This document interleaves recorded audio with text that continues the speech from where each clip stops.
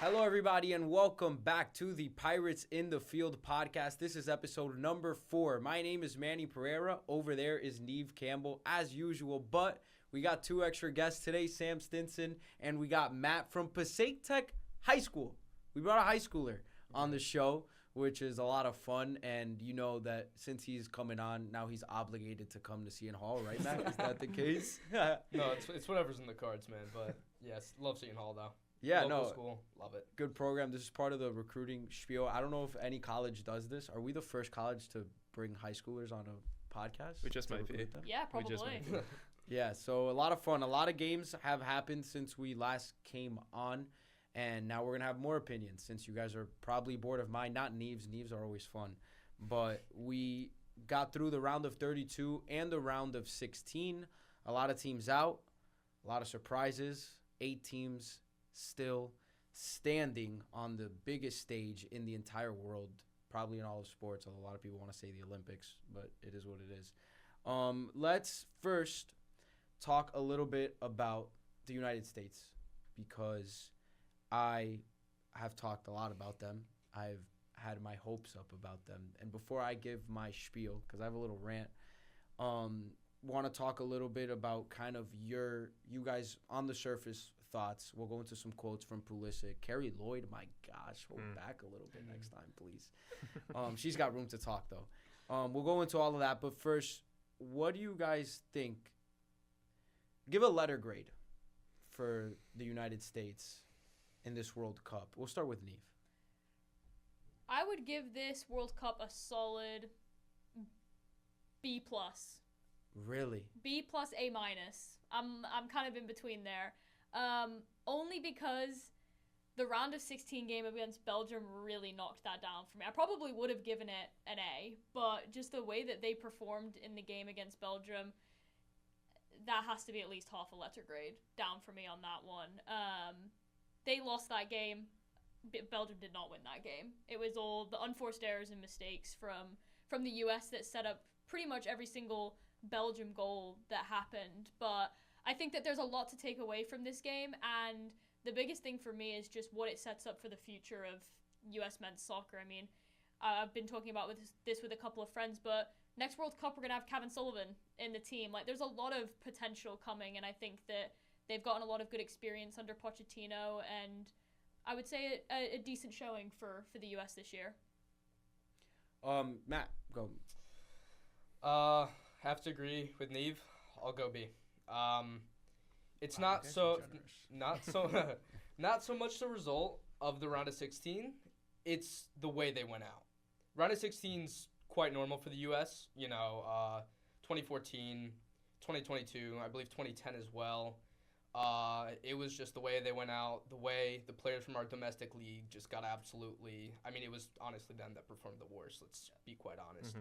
And but I mean, the rest of the tournament was great. Let's be quite honest. Again, the game against Bosnia was inspiring. The group stage was very inspiring. That was amazing. And overall, I think it gives us a lot of hope for 2030, and I think the next goal should be locking down a lot of dual nationals we have.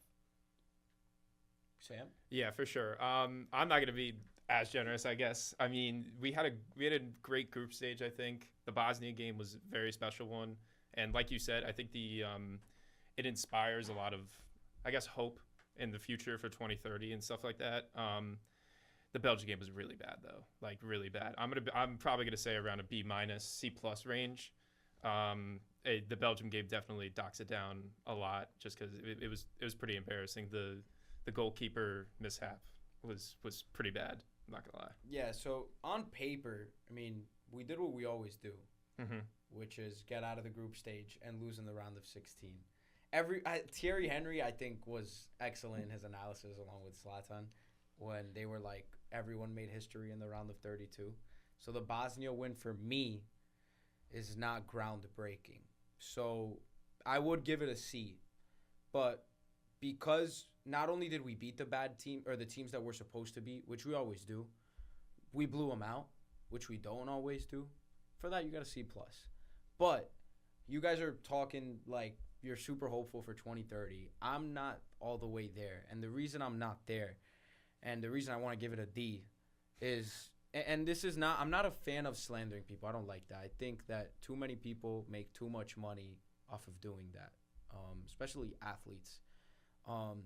But Pulisic, who's supposed to be the superstar, our guy repping us in Europe, who was going to be the one to take us to that next level. Because you see these teams, like, I'm not saying he was ever world-class on the tier like Erling Haaland, but sometimes, the reason Norway's here is because they got an Erling Haaland. The reason England, and I want to use them as an example soon, got from where they were in 2010 to where they are now is because they have a Harry Kane.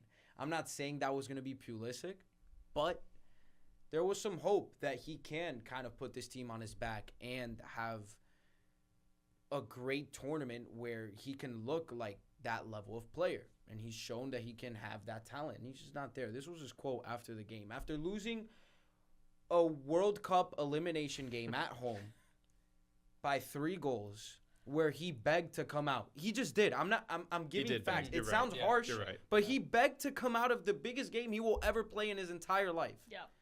And then he goes, I just totally twisted my ankle and knee in one play, which I'm not a physical therapist here, but it didn't look like that. Anyways, I'm giving him the benefit of the doubt. And he said, whatever. I have time to rest, bro. What? It's just an unfortunate way to finish.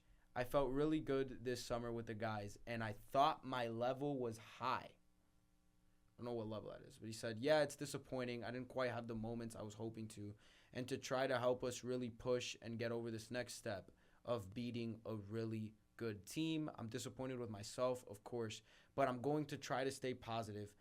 I did a lot of good things, and the team did well. I just want to know what were those good things. And you guys could correct me if I'm wrong, but the only time it felt like Christian Pulisic was maybe the second half of that Paraguay game, correct? Yeah, absolutely. Other than that, barely played. And look, it's not that he played bad, but the fact that he begged to come out of that game, to me, that's a sour taste. Leaves a very sour taste. We're right where we were 4 years ago and 8 years ago and 12 years ago and 16 years ago. So to me, this World Cup, although my hopes were very high, it's such a disappointing way to finish. And the reason why I don't have that many hopes for 2030 is because I don't think we have that superstar level player that's going to take us over the top. Here's the thing. I 100% agree with what you're saying, and Carly Lloyd is 100% right about how he should not be complaining. Yeah. I mean, it's the biggest game of his life, to be honest. And I think the Landon Donovan tweet he was that more he put understanding a little bit. Yeah, but he was like, you would have to drag me off of that field. That's true. I fully agree with that. It's the biggest game of your life. But the thing is, like, our expectations for this team, yes, they're always hopeful because it's our country that we live in and stuff like that. It's always going to be hopeful. And this year being hosted in the United States always gave us more hope, at least. But it's a trend in the right direction. And I feel like that is going to, hopefully, all we can is hope for that it carries into 2030 and we figure out our team a little bit more. Pulisic figures out some of his struggles. And it's a trend in the right direction. I'd have to agree with that because I do think that there is hope, and the way that they were performing is something that we haven't seen before. Like the fact that they got 3 World Cup wins, which they hadn't done before. That's still a step in the right direction. It's a bigger tournament. Pochettino, like, it still counts. It's still confidence. It's still in their head. Like, I think it still allows them to kind of take something good from it. But I don't think Pulisic is the man of this team anymore. Like, we had everybody else step up. You had Balogun step up. You had Malik Tillman. He's up there, like, with some of my performances from the round of 32 and round of 16, getting those 2 free kick goals. But I think that there are other people who, might be able to take the shield off of Mr. Captain America and take his place. Like, there are people who can become the heart and soul of this team if they put themselves in a position to do so. Yeah, I mean, Christian Pulisic, for a while, has been one of my favorite players on this national team, especially because of how he brought this team from not qualifying for the World Cup to winning the Nations League and winning the Gold Cup in the early 2020s. And what we saw from him in this tournament was none of that. But does that guy still exist? That's the question. He didn't play in a Gold Cup. The last Gold Cup, he just decided, I'm just not going to play. He had a terrible 2026. I mean, as nightmare of a 2026 that you can have for a player of his caliber. I don't know if that guy's still there. Truly, I mean, he's got a ton of money now. We talked about it, and it was his first goal was in that Senegal friendly. A friendly, yes, and he had 1 assist in this tournament. So I don't know. I like Pochettino. I think he has to stay. He has to stay. Absolutely. We cannot go back to the level of coaching that we had before Pochettino. To me, he's a world-class coach. He's proved it in Europe, and I think that he did. I mean, obviously, he didn't have the team ready to play against Belgium, but I don't want to just focus on Belgium, although it sounds like that in my criticism because I've just been completely pessimistic. But because to me, I don't think we're good. I don't think the other guys are good enough to not have a world-class level player, or at least someone that can show shades of that, carry this team. I just don't think I don't think the rest of the squad is good enough. And I thought Pulisic was that. The rest of the country thought Pulisic was that. But it's just not the case. I know Darren Fletcher spoke, and maybe this is where you guys. I love Darren Fletcher, by the way. I think he's awesome. This is where you guys are probably hinting at, more developing more players and those guys getting better. He said that the FA, the Football Association, and the Premier League got involved with England soccer as a whole, like from the youth levels up, in 2010 after that brutal World Cup. Which, Niamh, you probably don't remember that, right? How old were you? I was living in England, but the funny thing, actually, very quick note, is that they scored 1 goal in that tournament, and the feed that we had in England went out for that 1 goal. The entire country did not see the 1 goal they had in that tournament. Awesome. Great. But he said that they got involved and all these youth programs and a ton of things put in place to develop better soccer players, football players, sorry. And they were at a semifinal by 2018. So it worked. Do we need something of that nature? If so, who's going to help us? We don't have a Premier League. The MLS Next is not it right now. I'm sorry. I probably offended like half of the people that watch this because I actually know a few people that aren't, or know of a few people that do that.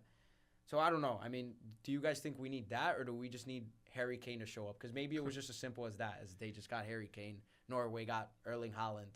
And now that's why they're here. I don't know. Listen, we're not going to get better overnight.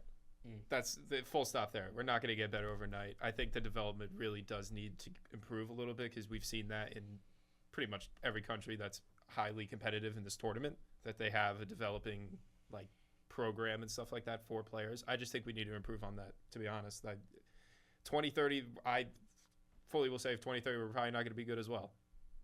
We have a lot of progress to work on, a lot of things to do in order for us to be a highly competitive team nation-wise. Yeah, but it literally just comes down to having a better structure and a better pathway system. Once they can figure that out, give it time, and everything will work out in the end. All right, well, we'll see what happens over the next decade, I guess, when it comes to United States soccer. So have a Copa America soon. Maybe that'll change everything. I don't know. Anyways, let's go into each game, each quarterfinal game, and as we go into that, we'll talk a little bit about the things that happened while we were gone. Tomorrow's a big one. Tomorrow might be the biggest one. I think so. I think this will probably be the most competitive game of the quarterfinals. It should be on paper. France against Morocco. France got here by beating Sweden and Paraguay. Morocco in the round of 32 won a thriller against the Netherlands, which Niamh is not happy about. And then they took care of business against Canada. So, what do you guys think of this game, and who are you picking? Niamh. I mean, the Netherlands one was a rough game for me because I had literally just posted on our Instagram account how I thought that the Netherlands was the team to watch. So that was a pretty tough one for me to watch. But at the end of the day, like, the Netherlands just didn't have the right tactics. I said last episode that they needed to stay on that kind of aggressive front that they had been on in the group stage. Completely backed off. Morocco just totally overwhelmed them.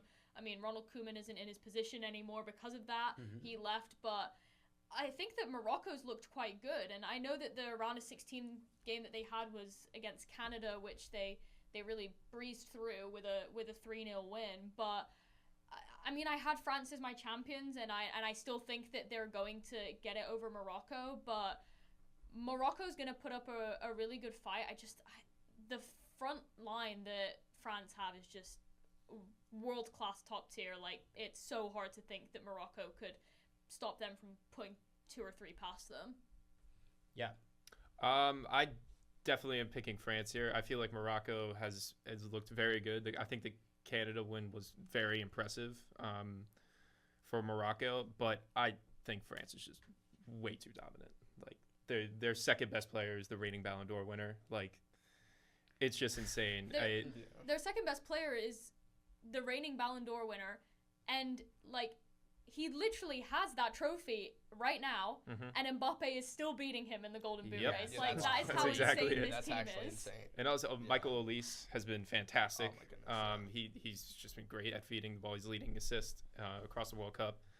I think I really want to say it's going to be a competitive match, but I think France is going to blow him out of the water. I'm not going to lie. Yeah, I mean, Morocco are an amazing team. The win against Canada was very, very convincing. I like the way they played.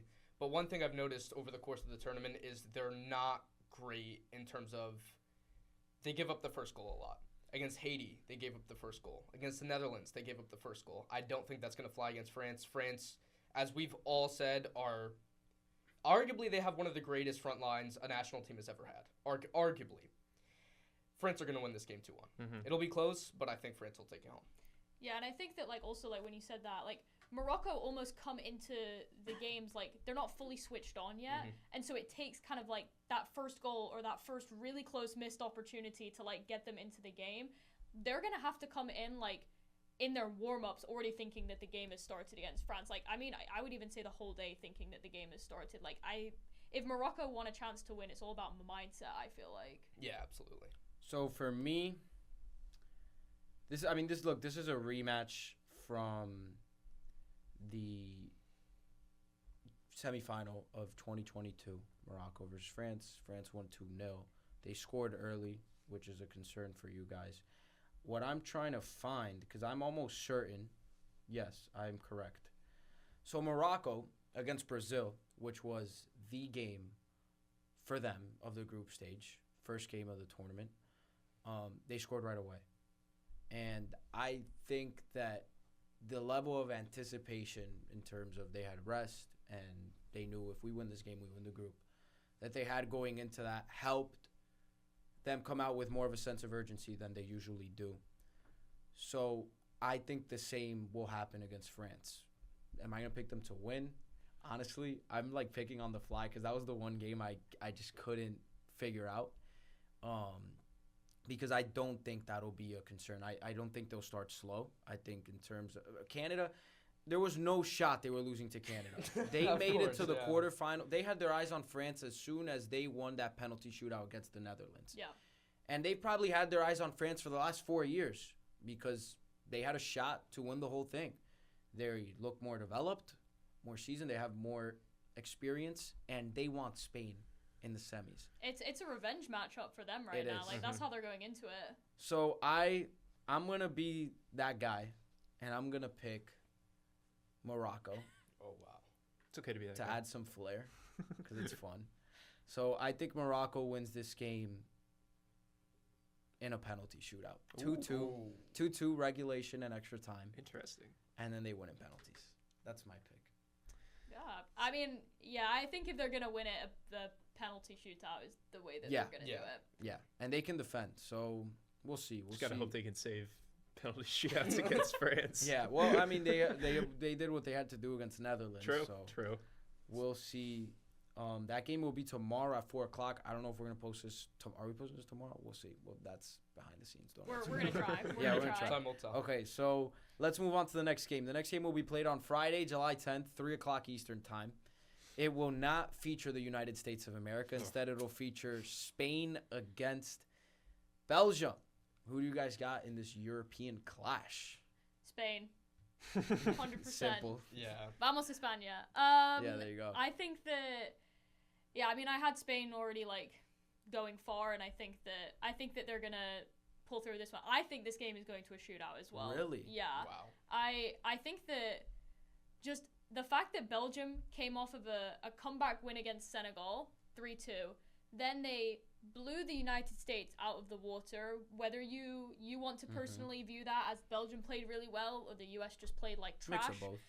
Yeah, they're still coming out of that game with incredible confidence. Like 4 goals they had in that game. I think that Spain though is going to find a way because they still have not conceded. Yep. Yeah, and I think that the defense that Spain is showing in this tournament is some of the best that we've seen maybe in any World Cup. Like, you're in the quarterfinal and you haven't conceded yet, and you played against Portugal, you've played against good teams, you played against Uruguay, so I think that Spain is gonna pull through with this. I'm thinking a penalty shootout. I'm hoping a penalty shootout because I think that would just add to the drama of this type of clash. Yeah, I mean, for me, in many ways, Belgium and Portugal, Spain's opponent last round and now this round, I think they're very similar. Both of them drew twice in the group stage, and they beat their worst opponent, scoring 5 goals in that game, so literally the exact same. Yeah. And they both won the round of 32 games after a very, very controversial play. Belgium, it was the Tielemans penalty, and then obviously the end of the Portugal-Croatia game was insane. So Spain have beat a team like this before. I think it'll happen again. I do think they'll concede. They might get caught off guard once, so 3-1. Yeah, I fully agree. I mean, I think Spain's going to win pretty easily.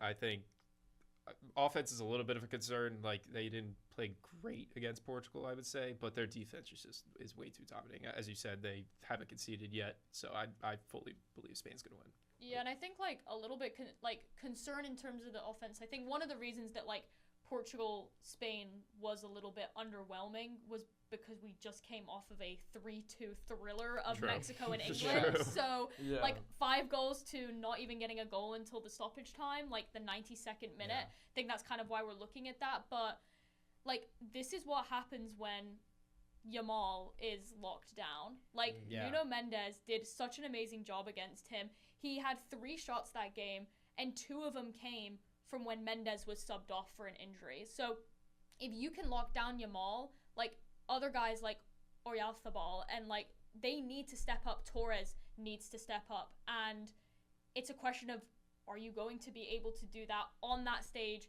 against an opponent in Belgium who's coming off of some good wins, some good momentum? That's, I think, the biggest question for Spain. You are right about how everybody needs to step up. I think this game does really rely on Lamine Yamal. I think it's the biggest game of his career. Obviously, he's really young, so it might be. But he really needs to. I think he really does need to step up.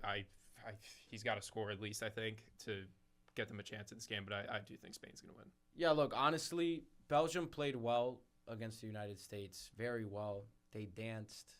They did what they looked awesome. But I don't think they're that good. And then the reason I was super confident about the United States was because this Belgium team wasn't the Belgium team we had seen in years past. They looked so back in that round of 16 game. They have a world-class goalkeeper. Courtois is excellent. But Spain hasn't allowed a goal, which is better than what Courtois has done in the back line for Belgium. And I think that in fact, all 4 goals for Belgium was just complete dysfunction in the back line for the United States. Yeah, and Senegal's back line was not impressive at all throughout this entire tournament either. They didn't impress anyone. Not just their back line, but really the entire team other than Sarr, who was excellent the entire tournament. So, to me, I think Spain wins 3-0. I think they'll be fine. And I also believe that it's on the table that they don't give up a goal in this tournament until the final. If they don't play France. If they play France, they're going to give up a goal. Yeah. But if Morocco wins, I think that is 100% on the table that they make it to the final game without giving up a goal. That's how excellent they've been defensively. And they've been so good that they really haven't kicked offensively yet. They really haven't clicked offensively. Well, they haven't needed to. They haven't needed to, exactly. Yeah. So imagine when they do.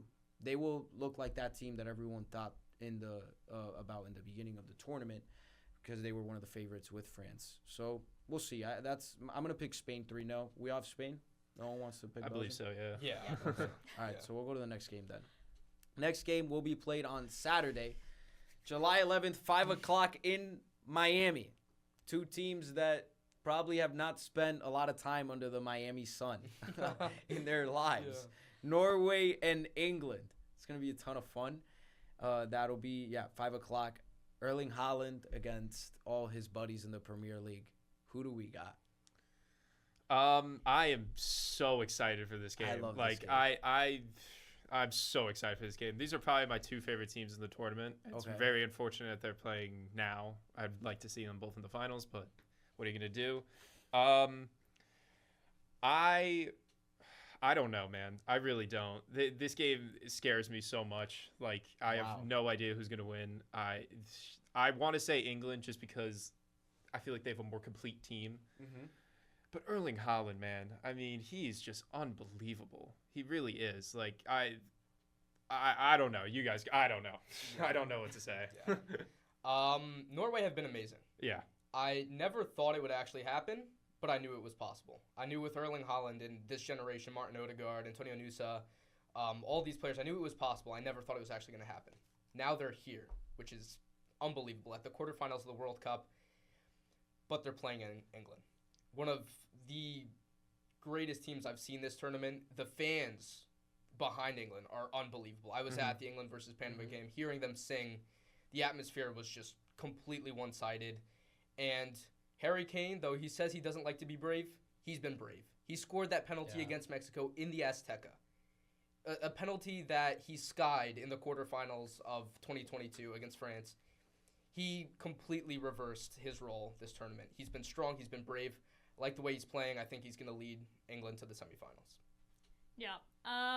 So before I get into this part, I need to do a quick outfit change because I did bring Just bring wear the shirt. it the whole show, Niamh. Well, you know what? I was like, I'm definitely going to be wearing it for this part. So, here we go. The three lions. My Three Lions shirt, the one that they're wearing right now. So, yeah, we are set for this. England's going to win this game. So, England versus Mexico was the game of the tournament By far. for me. By far. Yeah, oh my The game of the tournament. And I'm saying that even though my heart rate was probably, 170 during that game. Like, the entire time, you can ask my roommates who I watched with, I was freaking out. But just the way that they went into Azteca with the entire country questioning whether they were going to be able to do it, with everyone around the world questioning, yeah, you were higher ranked than them, but you've got the altitude. You've got the fact that Mexico have only lost twice there before. Yep. Like, Mexico hadn't lost a game yet. So you're going into this, like, hostile environment almost, and you put on a display like that, and you play most of the second half with 10 men. Yeah. Like, I had my doubts, after the group stage. I had my doubts going into Congo. Thank goodness we have Harry Kane, and he saved us. But Bellingham getting the brace, he stepped up for us in ways that I didn't think that he could. He had the 2 goals and the incredible block as well.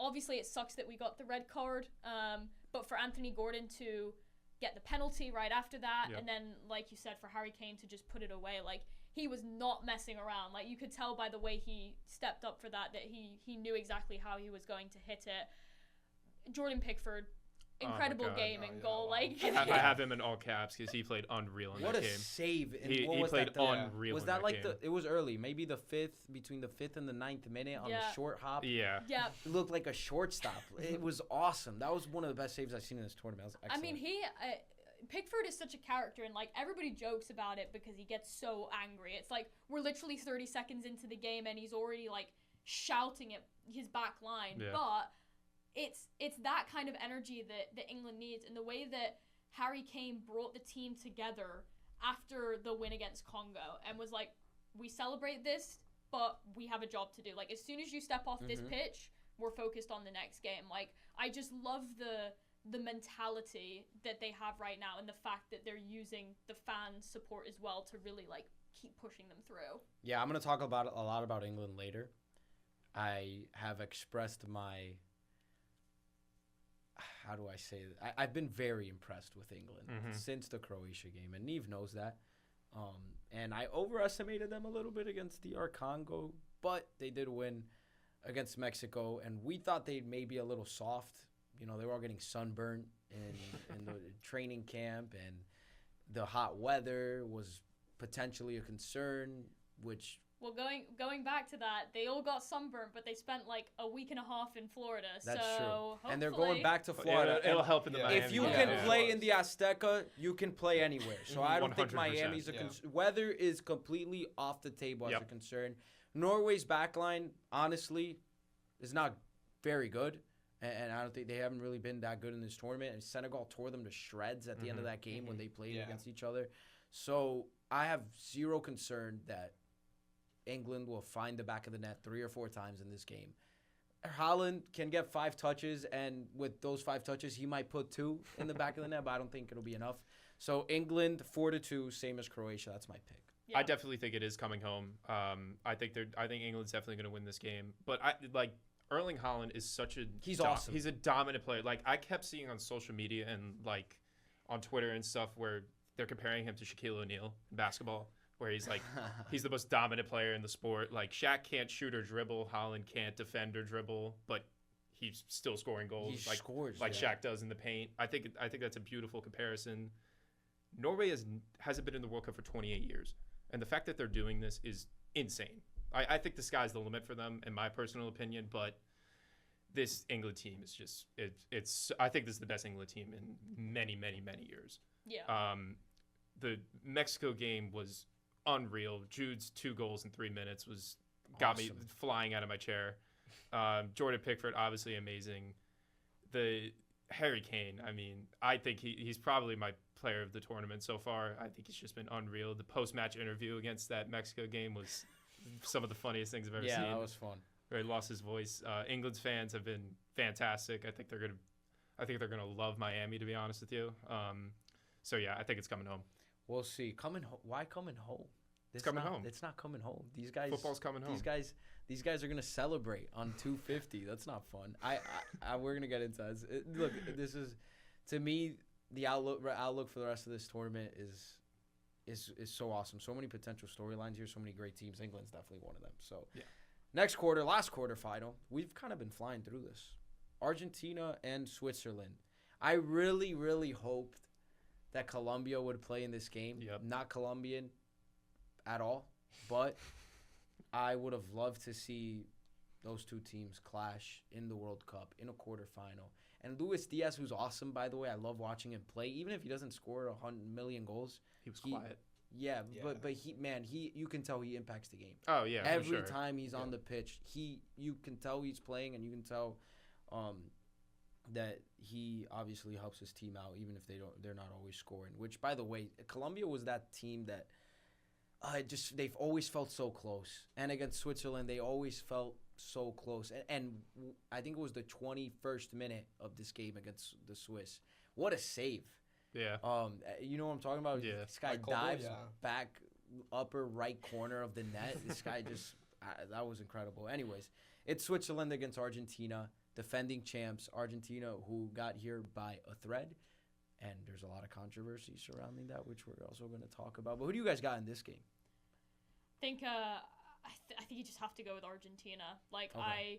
I don't see a scenario where Switzerland gets through this game. And as much as I would like to see it be competitive, I'm not exactly sure how competitive this game is going to be. But I think that Argentina just have the star power to get them to the semifinal. Once they get to the semifinal, or if they get to the semifinal, that becomes a bigger question of, are they still going to be able to get the win? But I think that it'll be interesting because I think Switzerland, like, their defense has been amazing. Like, the game against Colombia was literally just like defense on defense. So it'll be interesting to see how Argentina try and break that down.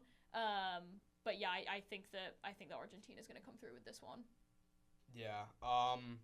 Switzerland are a very good team. Don't get me wrong, defensively, but they've never, I don't think in this tournament, have played a team offensively like Argentina. Not even close. They played Bosnia, they played Qatar, and I believe they played Canada and Algeria, and then Colombia, who, don't get me wrong, are amazing, but they're the same team that lost to Argentina in the 2024 Copa America final in the U.S. Argentina's mentality is something I haven't seen in a while. Maybe since 2019 Liverpool. Their mentality is unbelievable. The way they're able to come back in these games. Messi, the way he's been able to really lead them as a 38-year-old player. You rarely ever see that. But he is one of the greatest of all time. I think. One? For me, he is. Agreed. For me, he is the greatest. Okay. But I have to say that to keep it neutral. Obviously, there's a lot of Cristiano fans out there. But yeah, no, I think Argentina will win this 2-0, I'll say. Fully agree. I mean, Argentina has been in some absolute just fantastic matches. I mean, the Cape Verde game was unreal. The Egypt game was even more crazier. Switzerland, as both of you said, are fantastic. They've have had a fantastic tournament, but I think Argentina will definitely win this one. I don't even want to get into the VAR and referee stuff right now. Yeah. There's no point. But they played great. Lionel Messi leading the Golden Boot race as a 38-year-old is unreal. Goat. I mean, he is the GOAT in my opinion. There's no question. Yeah. I don't care about the Ronaldo fans. I mean, it's literally just like, it's going back to stuff we've said in, Yeah. previous episodes. It's, the fact that Argentina really is like a one-man show. They are. It is the Messi show. And, in that game against Egypt, he was the one who got the assist on the first goal. Then he scored a brilliant second goal. Like, it's his effort and his determination that's keeping them in this tournament. Like, and again, we asked the same question: how much longer can that keep up? Is it going to be Switzerland who finds a way to break that down? Is it going to be a semi-final game? Is it going to be a final game? Or is Messi actually going to be able to carry them all the way to a trophy again? Because at that point, that's what it's looking like.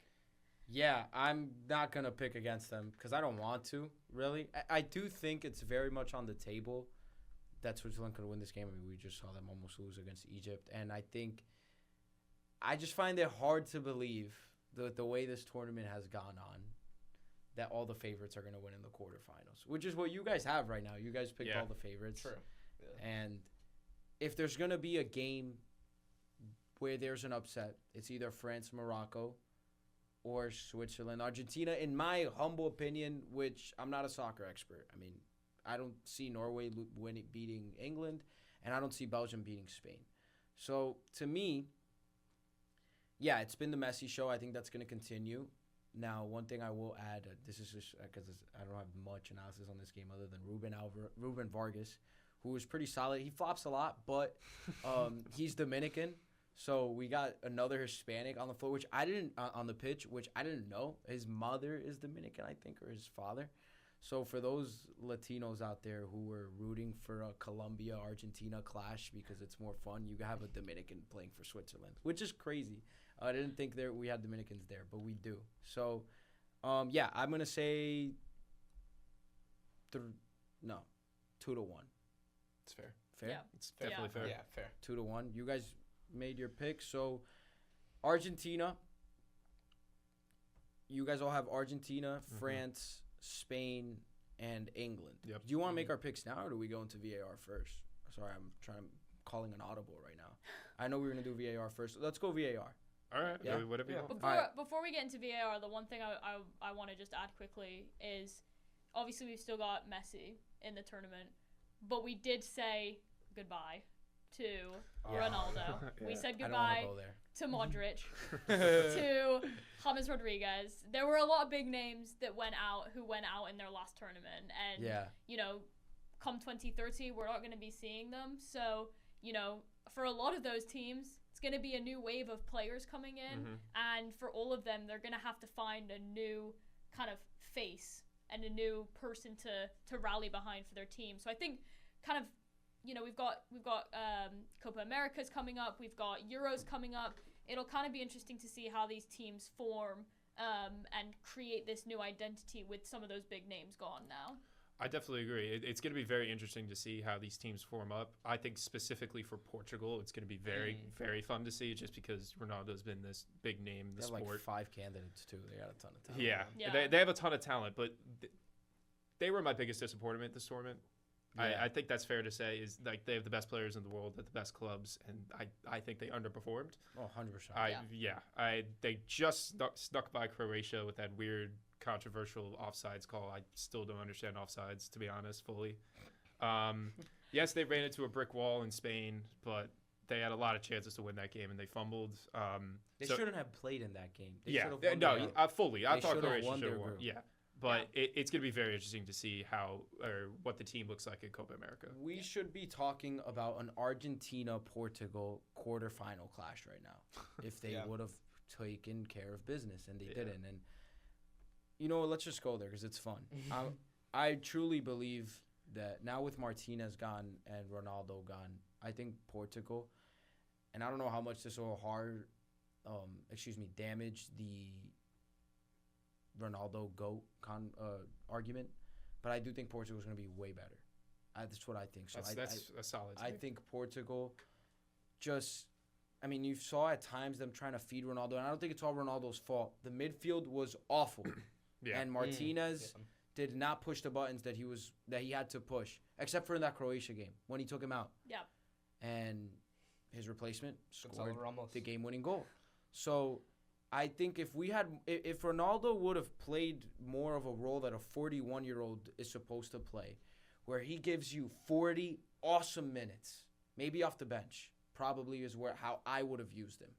Now, again, I'm not Roberto Martinez. I don't know. I haven't watched as much soccer as him, but seriously, that's how I would have used him. And when they did take him out, it worked. But his face, the vibe that he had, They were held back when by he got him for a little bit. when he got taken out. Yeah. Just too much ego. And I think that the players felt that, which I've been trying to make that point.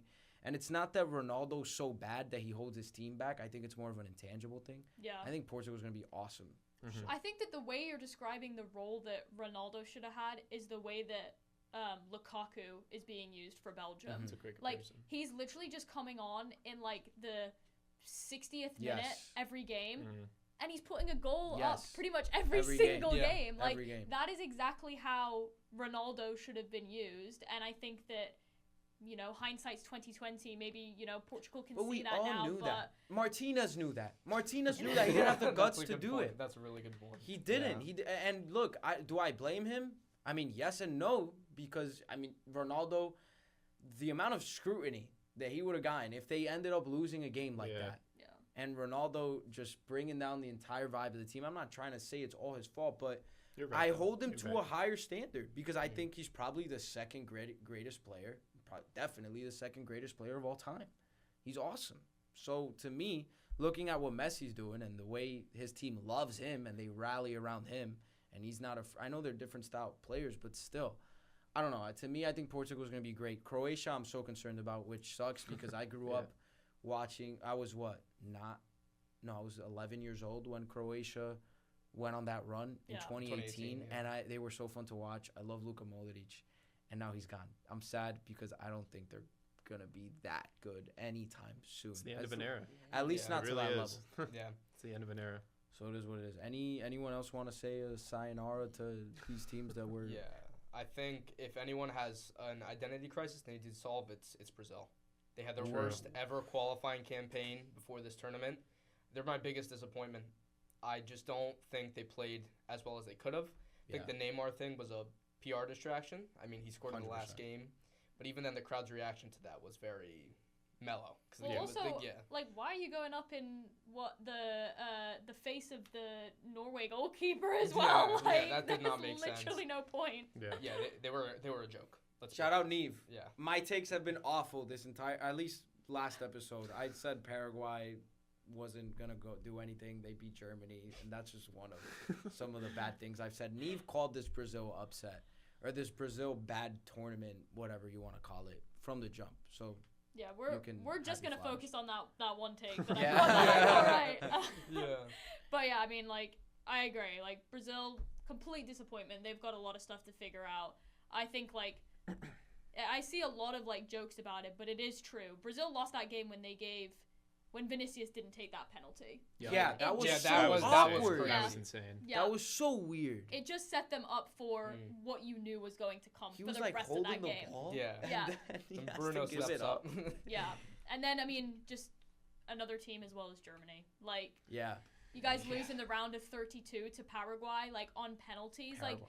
They didn't look comfortable in the penalty. Paraguay looked more comfortable taking those penalties than Germany Yeah. did. So I think that Yeah, just another team that's going to have to figure out where they're going from here. And what looks worse for Germany is that United States lost because they did what Belgium did to us. They did that to Paraguay. Yeah. Anyways, there's a lot that we can get to. We can be here for 3 hours and talk ball, but we just do not have that luxury. So instead, we will move on to VAR. I have had my concerns. I'm just going to give cold take right now, real quick. I've had my concerns with VAR from the jump. Or not from the jump, after the first episode. I feel like sometimes having too much replay in sports and getting the call like so specifically right is not necessarily the right thing, because I'm just going to bring up the example, Croatia and Portugal. Offsides was not a rule that was created to examine whether or not the ball grazed the hair of a player, and then was kicked in by, it was an own goal. So, to me, I think that's foolish if we're going to go to that extreme. And, again, like, offsides was created to limit cherry picking. That wasn't cherry picking in that Croatia call. Yeah. So, to me, I personally, that's not soccer. You've never... Who here ever played? Did you guys play soccer growing up? I didn't, unfortunately. Yeah, of course. You guys did. Okay, Sam did. I did not. So me and Sam were too American. No, I'm just kidding. I'm messing around. Messing around. I promise you I'm joking. But anyways, when you guys played soccer, you've never, ever heard someone debate that. I will 100% assume that, right? You've never heard someone debate whether or not, the ball grazed your hair. Yeah, no. So you're offsides. No. So to me, that shouldn't be called in the highest level, on the highest tournament, in the biggest stage. So I'm very disappointed, and VAR is something that I think has to get regulated. And that's just the one example I'll bring up. You guys can talk about the rest of the stuff.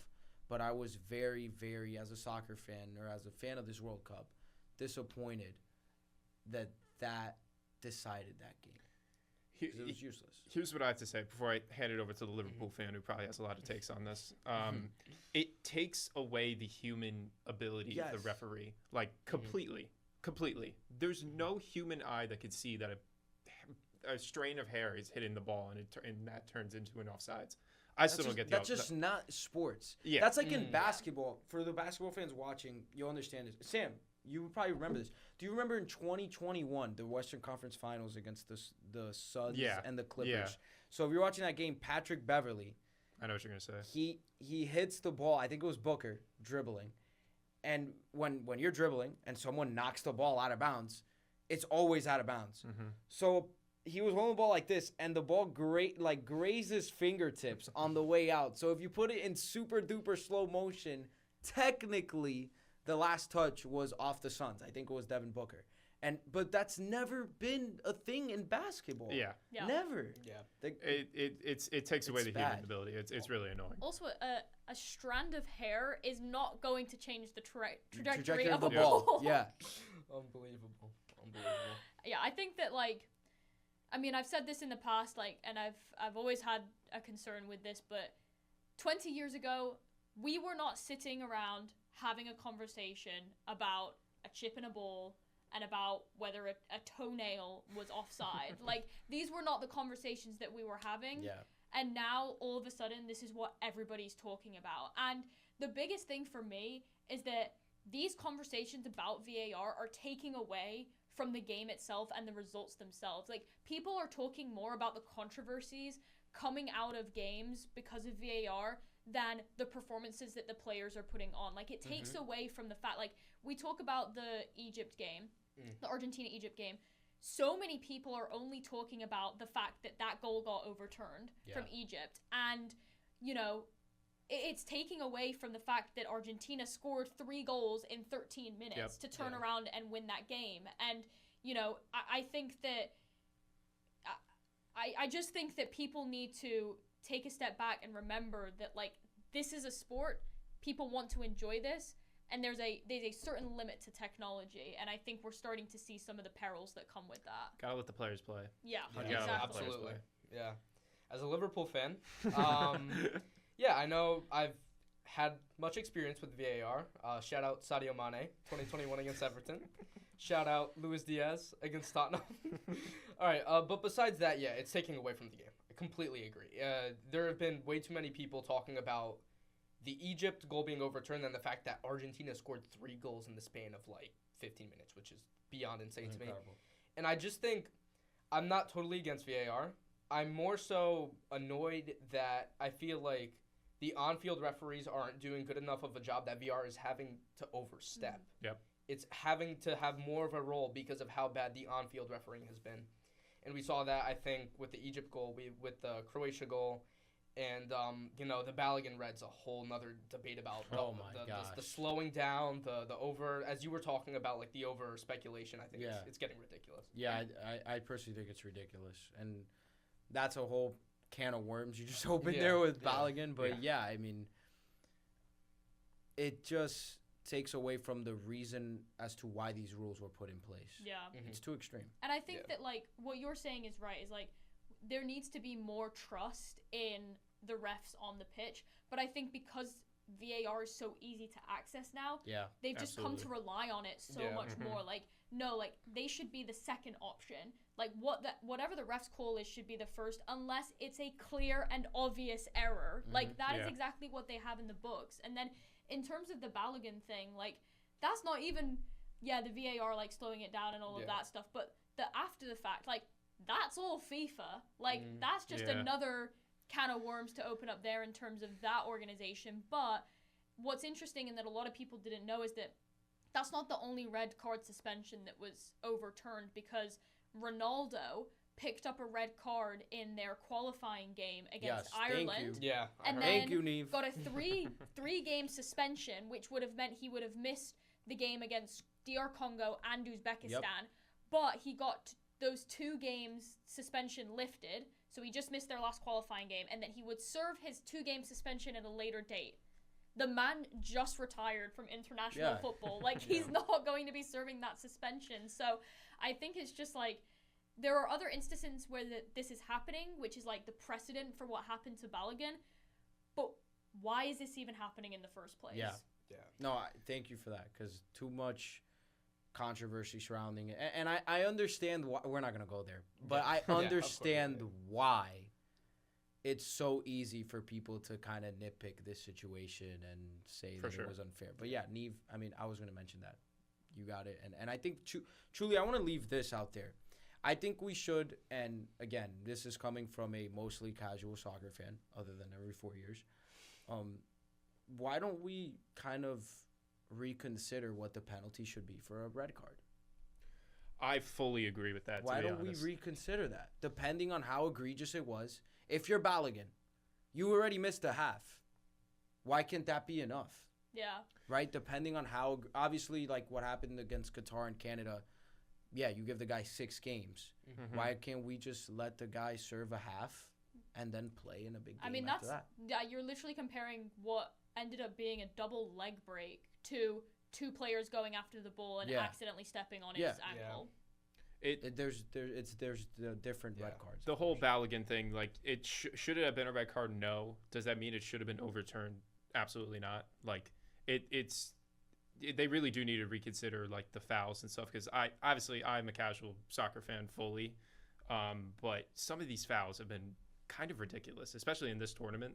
They've just been unreal, and like 13 so far, which is more than the last 2. Honestly, it could be combined.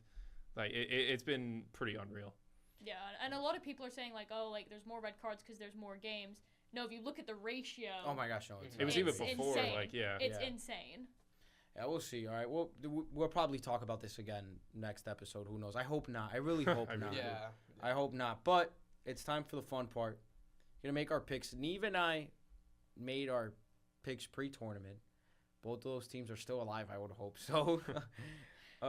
I had Spain. Niamh had France. I'm not going to go give my opinion yet. But all of you have France, Spain, England, and Argentina in the quarters. Real quick, who do you have in the semis, I'm sorry.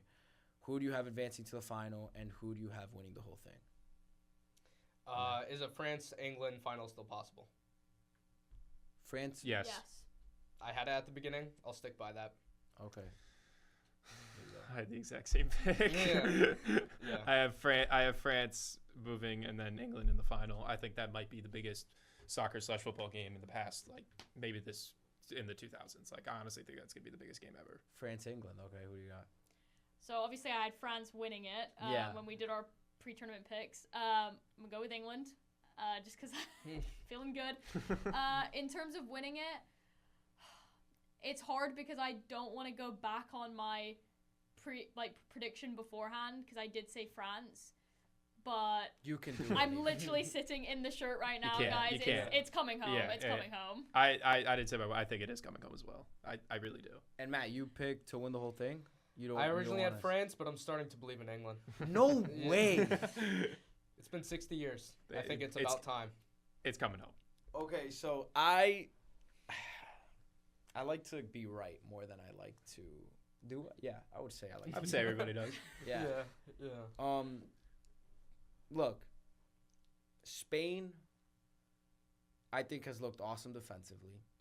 If the Morocco-Spain semifinal does come true, I would be terrified as if I was a Spain fan. Really? Of course. Oh, all right. Because I think Lamine Yamal, who's 18 years old, I don't know if he's ready to handle that level of pressure and That's a scrutiny. good Yeah. point. His That's a good parents point. are Moroccan. The president of the I didn't know that. Moroccan, I think it was, I'm sorry, I might get his position wrong, but I know someone high up in the Moroccan Soccer Federation was talking about how he should be playing for Morocco and that they want to play Spain because of that. And I would be very, because there's no Nico Williams. I'm sorry, I got to silence this. There's no Nico Williams alongside. And we've mentioned how, he's getting locked up and there's a ton of pressure on him every time he has the ball. And that's because he doesn't have Williams on the other wing. So, look, I'm going to leave that there. But I'm still going to pick Spain to at least make the final. I obviously am going to pick, or not obviously, but I will pick England to beat Argentina. And I said this after the first slate of games, like the first game of the group stage. I told Niamh, England looks like the best team in this tournament. And I'm going to stick by that because they haven't changed otherwise. Yeah. So I thought it was just going to be maybe Niamh and I to make this pick. Yeah. But I'm going to pick England. And I can't believe all four of us are picking England to win this whole thing, which is kind of crazy because right now they think All right, they're third or so fourth. guys, I can retire. That's my job done. So Wow. Yeah. It's crazy, though, because at the beginning of the tournament, we would have never said this. On the 250th anniversary of the Oh, country, too. yeah, Sorry. We would have never guessed this, and they completely just changed everyone's mind about this team. yeah, It's pretty crazy. yeah. I think that it is always, it's always an England fan's job to be slightly pessimistic, which is For sure. why Yeah. For sure. I don't want to completely go back on me saying France, because France is just an insane team. Mhm. Yeah. They are insane, but the way that England have been performing and the way that they're getting people to rally around them right now, that support, The Wonderwall after games. The Wonderwall. Yeah, Come it's on. unbelievable. Unbelievable. I was singing Wonderwall down South Orange Avenue after we beat Mexico. Yeah. They've got everybody involved in it, and I think that's gonna be enough. It has to come home. Yeah, and they're kicking on all cylinders. And I think this team just wants it. They've showed a side of England football that we haven't seen and that we've been, not me, but England fans have been begging for. Yeah. Yep. Yeah. And that aggressiveness, the grit that, again, they're not drawing against the United States in the group stage in the 2022 final. That team is that era of English football, at least for now, that passed. Yeah. This team looks different. They defend. Harry Kane will do whatever it takes. Yeah. On both sides of the ball, by the way. Yep. Mm-hmm. So, wow, England. That's too poetic. We've suffered enough. There's not much more we can do. And by the way, if you're an English fan, if you had to circle a World Cup between 2018 and 2030 that you wanted to win, it's this one because of where it is. Yeah. Yeah. That's so Yeah. and we're supposed to be there. No, oh my gosh, whatever. England has been exceptional. I'm not afraid. I think this is a hot take. I think Jude Bellingham and Harry Kane are the best center mid to striker duo in this tournament. You could say Olise and Mbappe, but I think that them two are going to carry them to the finals and eventually win. I really do think it's their time. 100%. And I mean, Wow. if England are at MetLife, Manny is going to be dealing with a wreck in me that day. Like, I didn't even think about that. That is going to be insane. Yeah, that'll be and good for you, Niamh. if Yeah, that happens. that's Honestly, God insane. bless. I'm not even going to lie. Yeah. That's awesome. I will So- say, what a homecoming it would be in Euro 28 for England. yeah. That Yeah. would be amazing. Isn't it Yeah. in Yeah. England? UK and Ireland, Yeah. yeah. That's so that awesome. That would Okay, That's so cool. awesome. Yeah. Wow. Well, we shall see what's in store. Niamh, will you go back to London for the parade if they win the whole thing? I mean, I would love to, but I fear the flights might be a bit They're probably expensive. going to bump Just up a all the little prices. bit. I know. Anyways, we'll see what happens. Maybe we're all wrong, which Yeah. is That'd very be bad. likely because we That'd all be picked very the bad. same team. So we're probably all going to be wrong.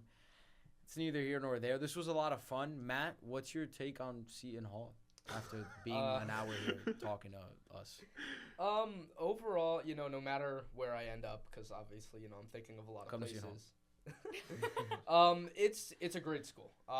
It's a local school. Obviously, I live not too far from here. It very involved in the local community. The campus is a great place. This program is great. This school's amazing. So. Well, Super. we're hoping this That's- isn't the last episode you're on. Yeah. So. Yeah, That was a great We'll answer. see. He put you on the spot. That was a Yeah. great answer. Very, no very, problem, man. very good. You danced around it a little bit, and you still gave some praise to the school. So you're ready for TV, bro. Thank you, man. Thank you. I appreciate it. Anyways, that'll do it for the 4th episode of the World Cup edition of the Pirates in the Field podcast. Manny, Niamh, Matt, Sam. Don't know if we'll have all 4 of us back in an episode together. I hope so. Would be fun. We'll see if Matt ever decides to come back on. Maybe you'll be going to some events and you'll be hosting this. Who knows? If you come to this school, trying to pitch a little recruitment right now. But anyways, thank you guys for watching. We'll be back after the final. And one thing that you need to make sure of is to follow us on Instagram. Not only because we're going to put a bunch of these clips on IG for this episode, but we will also be showing off our experience at MetLife Stadium. Tons of day in the life, tons of kind of behind the scenes act, as much as we can do. Because, by the way, we have bosses there. We that's do. not Seton Hall. So they might not let us do certain things, but they might let us do whatever we want. So Yeah. we'll see, and we're going to try to get the most content possible and make the most out of it. So stay tuned for all of you watching. Anyways, have a good one and enjoy the rest of this tournament. Peace.